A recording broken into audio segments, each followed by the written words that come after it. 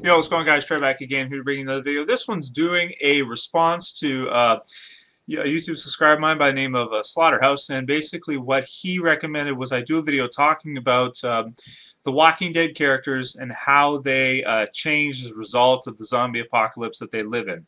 He asked about Rick Grimes, but I'll go with pretty much everybody, and this won't just apply to the television show.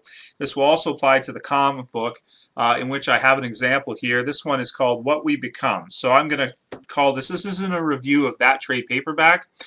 This is talking about the issue of how people would change in that type of situation and what they would eventually become. So at the time of this book, we're pretty much looking at, I want to say, about a year, maybe 2 years after the zombie apocalypse had pretty much taken hold and affected their area. And, as time goes on, the characters just become, kind of not really crazier. A lot of them do become crazier and that kind of stuff, but a lot of them just become better survivors, and they lose they lose their humanity in a lot of ways. They lose those ethics and morals that they used to have back when they were living in modern day, in our world, so to speak.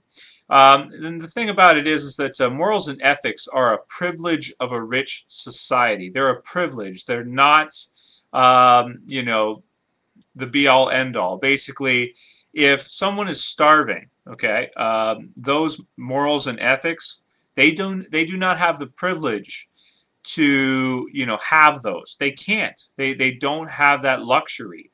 If you're starving, you have to eat. If you have to steal to get food, then you have to steal. Morals and ethics, if you have to do things, you have to do them. We live in such a rich society, we forget that pretty much. And in these types of situations where we have like this kind of imaginary world, people will start to react just like they would in the real world if they were poor, if they had to steal, if they had to do things to others and screw people over, maybe even kill people, do things like this. If they absolutely had to do it, they would do it.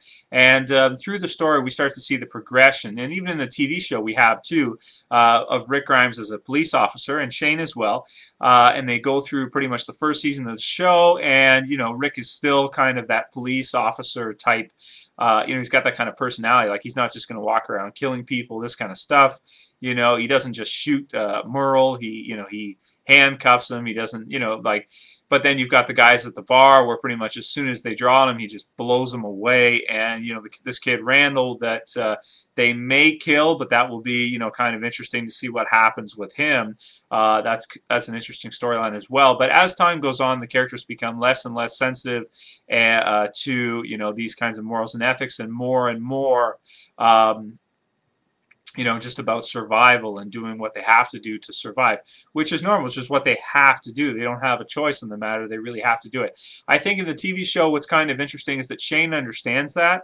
Shane, he realizes the things that they must do now, not that because they don't have the luxury. If they pretend like they have that luxury, then they're going to put themselves in danger, which is exactly what's going to happen for sure. They will put themselves in serious danger if they try to hold on to those morals and ethics that they used to have. And in the comic book, it's so much further down the story that the TV show will eventually go down that route, probably. Hopefully not the exact same route, but similar in terms of that they will, get to a point where they'll do almost anything.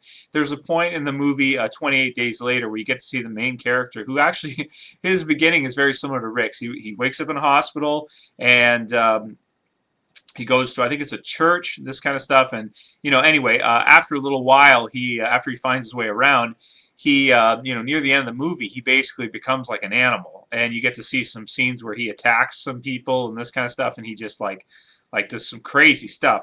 In this comic book too, this is Rick, pretty much, and this is What We Become. The reason why I grabbed this example is there's a scene in here that you see, and you think of Rick, he used to be a cop, basically, where essentially what happens in this part is you get Rick, Carl, and Abraham, which is a character who's not quite introduced yet, get attacked on a freeway by these I think they're triplets, and they're these really scummy guys. You see the top one here because Rick's fighting back. This top one here basically says he's gonna gonna rape Carl, and he's beating up Carl here, and then Rick's kind of losing it.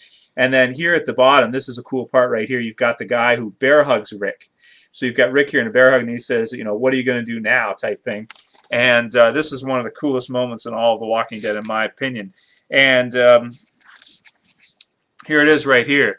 He absolutely bites the shit out of the guy, and then when he tears it, when he pulls back, he tears it off like that. Oh, that's gruesome. So this is definitely, you know, what we become. This is a good example of how.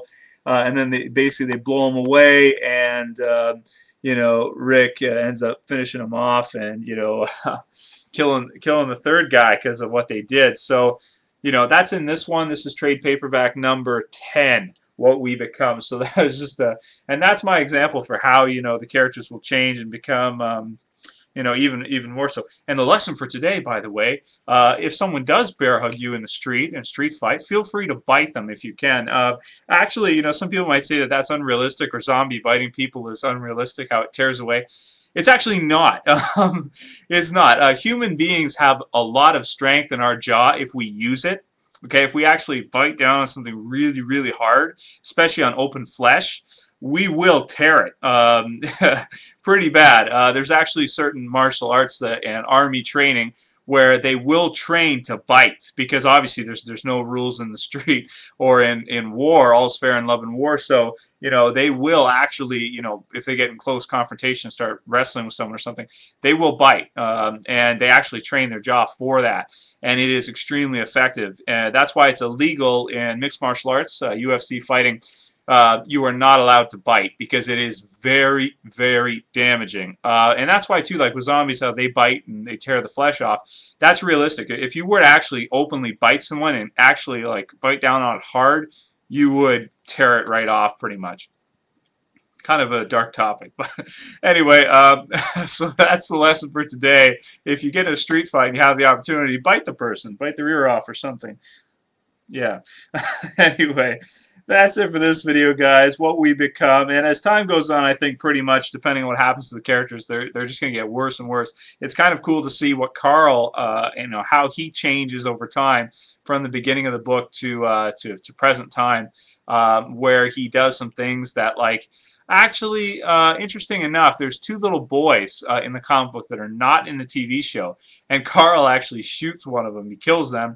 He kills Shane. So Carl has shot multiple people in the comic books, and in a recent issue, he was talking to this guy who's I talked about in my last issue, and he basically says, like, you know, if the guy was a bad guy, I would have just shot him. and the guy's like, he's kidding, right? And he's totally not kidding. So that's just normal. That's just the evolution of how people change based on their world. It's just hard for us to imagine, because we live in this type of society where we have these rules and guidelines, and we are brought up this way. But we always forget that in the inside, we are truly animals at heart, and we can do things like this if we have to in extreme situations. So interesting stuff, interesting topic. Walking Dead, what we become. Hope you guys enjoy it. See you for the next one later. Peace.